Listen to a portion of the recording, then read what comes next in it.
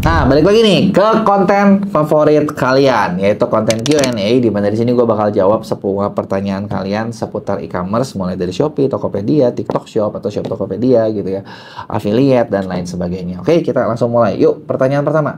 Dari Septian Saputra, kok lebih baik Ads Manager atau GMV Max untuk penjualan? Sebenarnya gini, kalau itu tuh kamu kayak nanya lebih baik iklan manual atau otomatis. Dan kalau lo tahu, gua tuh sampai sekarang selalu aliran iklan manual, meskipun ada yang bilang otomatis bagus. Karena kenapa? Versinya gini, bukan gua nggak percaya dengan iklan otomatis, bukan gua nggak percaya sama AI, tapi poinnya adalah ketika lo pakai iklan DMV Max atau yang sebut sebenarnya otomatis juga nama lainnya, itu kan lo menyerahkan semuanya ke mereka.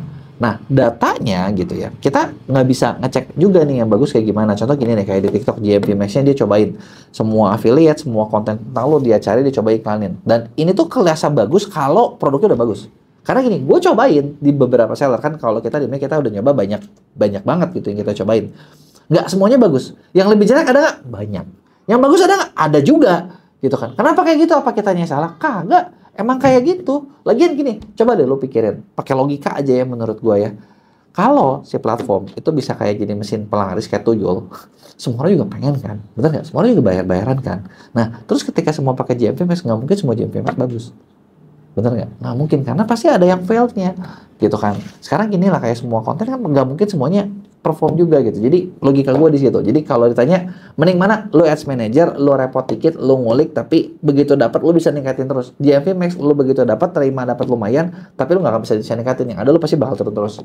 Ini omongan gue dari awal GMV Max keluar dan sampai sekarang kalau di tim gue kita cek di mes selama ini ya, yang gue ngomong kejadian beneran gitu. Cuman mungkin banyak orang nggak sadar karena ya kan beda-beda, ada yang naik, ada yang turun gitu. Nah, terus yang kedua, Rinta Amanda, kok minimal anggaran TikTok Ads enaknya berapa ya? Aku pernah coba, tapi jong terus 100.000, kadang 300.000 sehari, tapi belum maksimal.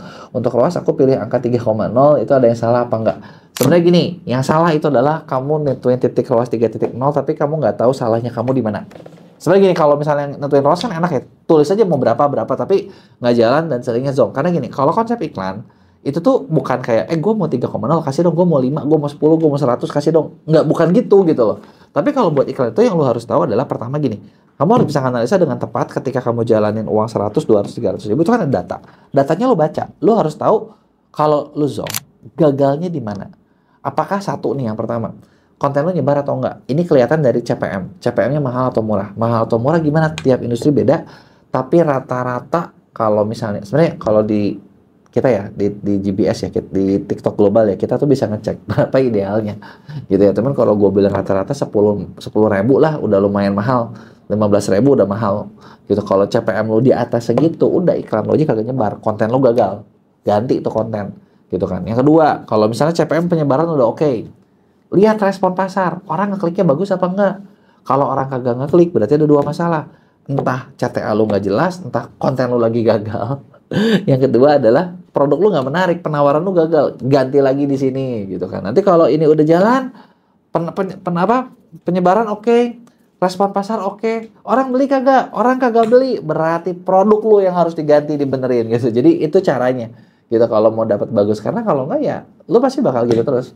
Dari Lutfi Abdul Aziz, kenapa di analitik TikTok produk terjual tidak sesuai jumlah pesanan? Tolong dibantu. Analitik TikTok yang mana nih? Yang di seller center yang dari aplikasi apa yang dari laptop? Ya itu biasanya mungkin suka ada yang kurang sinkron. Tapi gini sih, nggak usah jojo. Sama-sama seller center ada di aplikasi, ada di laptop. Kadang gua sendiri ngeliat suka beda. Terus udah gitu kayak terjualnya di analitik berapa, dari video berapa, kadang realnya berapa, itu suka beda juga. Tapi beda tuh bisa jadi gini juga, bukan beda sih. Lebih tepatnya gini. Kedouble pencatatannya. Contoh, gue pakai affiliate gue iklanin. Di data affiliate keluar, di data iklan gue keluar juga. Kan kita pengennya gini, affiliate segini tambah segini, jadi 2. Padahal ini adalah satu order yang sama. Gitu. Nah, mending kalau cuma satu kan nggak berasa ya. Kalau lu jumlahnya banyak, pasti makin dicampur. Terus dari Mata 344, saya dibatasi di TikTok padahal tidak ada pelanggaran. Bagaimana cara memperbaikinya? Sebenarnya kalau dibatasi itu bukan nggak ada pelanggaran, kamu ada pelanggaran, cuman kamu kagak tahu pelanggarannya apa, atau kamu kena flag, atau kamu kena ya shadow ban atau apapun. Cara memperbaikinya gimana ya? Sebenarnya harus dilihat di akunnya. Ini akun affiliate kah, akun seller kah? Gitu kan, pembatasannya apa? Karena pembatasannya cukup banyak kalau di TikTok. Kalau seller biasanya urusannya sama fulfillment, pemenuhan pesanan, dianggap mampu apa enggak. Kalau affiliate biasanya dari masalah konten gitu kan. Nah, dari ini bisa dicek mana yang kejadian. Kita sebenarnya di MEA sering ngecekin kayak gini kejadian, nanti udah gitu bisa tahu nih gitu kan solusinya harus ngapain. Terus could you be Alpha Hafiz? Could you be Al Hafiz? Kok mau tanya itu gabung akademi affiliate 350.000 selama 12 bulan aja ya? Ya, sebenarnya gini, affiliate academy itu kita bikin satu program, satu platform. Jadi ketika kamu masuk di situ 350.000 dibilangin mahal ya nggak juga lah. Lu bayangin aja sekarang lu 350.000 nih setahun. Kalau kata gue itu malah murah banget ya. Itu masih harga launching ya, dari teman-teman yang lain pengen dinaikin. Karena value-nya gede banget gitu ya. Satu, lu belajar caranya. Ya kalau belajar mah gue tau lah di mana-mana juga banyak. Tapi udah belajar banyak, itu kan lu nanti kita kan ada update terus tiap bulan. Nanti lu ada Zoom terus tiap bulan, ada yang sama gua, sama Vea, sama Dennis, sama Miss Konten gitu kan setiap bulan. Gitu kan, dan itu seterusnya. Gitu kan. Itu satu. Terus kedua, ketika lu gabung di Affiliate Academy, nah itu kita bantuin lu cari campaign, cari seller. Bener nggak? Nah, sekarang gua mau tanya, lu buat cari sampel repot kan? Bener nggak? Kalau lu bayar 350.000, terus lu dapat banyak seller-seller bagus, lu tinggal promosiin barangnya. Terus mending mana sih? Lu dapat seller bagus, dapat komisi bagus, sampelnya gratis, apa lu mau bayar sendiri? Nah itu aja lu udah pasti lebih murah 350.000 gua dong. Bener nggak? Belum lagi ketiga di Affiliate Academy juga kita punya banyak program sampai kayak komisi berlapis. Jadi ketika lu join gitu ya, malah gini sebenarnya. Ada yang nanya sama gue gini, Affiliate Academy kok jadi kayak semi MLM ya? Ya kalau menurut gue gitu ya, itu nggak jelek juga sih. Kita bukan MLM gitu kan. Tapi lu ketika lu gabung Affiliate Academy, lu referralin Affiliate Academy aja, lu sebentar pasti balik modal. Gitu kan, udah lu balik modal, teman-teman affiliate lu belajar, mereka ngerti, mereka merasakan manfaat, terus mereka cerita lagi gitu kan, lu dapat komisi lagi gitu. Jadi menurut gue itu malah cuan banget sih. Justru malah orang-orang kemarin nih yang awal gabung di Affiliate Academy itu banyak yang kayaknya udah langsung balik modal dalam waktu yang cepet banget gitu. Jadi sebenarnya lu cepetan join ya, mendingan rugi kalau nggak.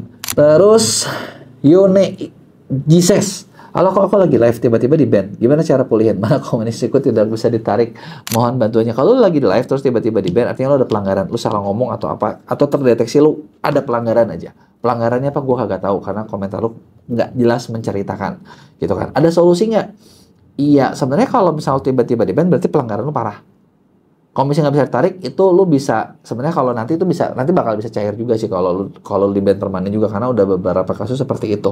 Tapi kalau misalnya ada nggak biar dibantuin banding segala macam, itu kita di MEA kita bisa bantuin buat kalau lu gabung di MTN kita gitu ya, lu binding dulu sama kita, nah nanti kita bisa coba bantuin gitu kan. Tapi kita bisa bantuin selama itu misdeteksi ya. Jadi gini, lu tuh nggak salah tapi AI-nya salah, kita bisa bantuin kayak gitu. Tapi kalau kayak lu ngomong kalimat-kalimat terlarang gitu kan, nah itu nggak bisa karena pelanggaran lu valid. Terus dari Alea Kurniawan, kok saya jualan herbal di ban mulu, solusinya gimana?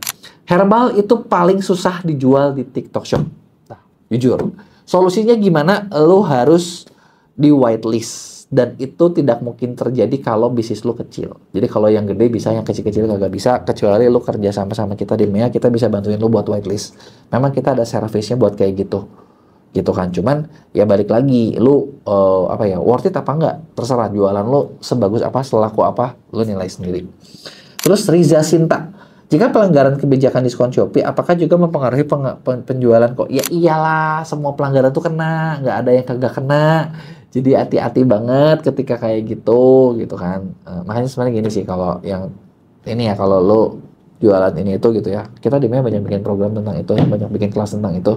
Ya sebenarnya ngasih tahu biar lo nggak kena hal-hal seperti ini gitu ya. Kalau udah kena lebih repot soalnya. Dan pertanyaan terakhir dari Zaya Kids, kok gue salah baru TikTok dan penjualan udah mulai ada, tapi masalahnya kok penjualan gue pada hilang.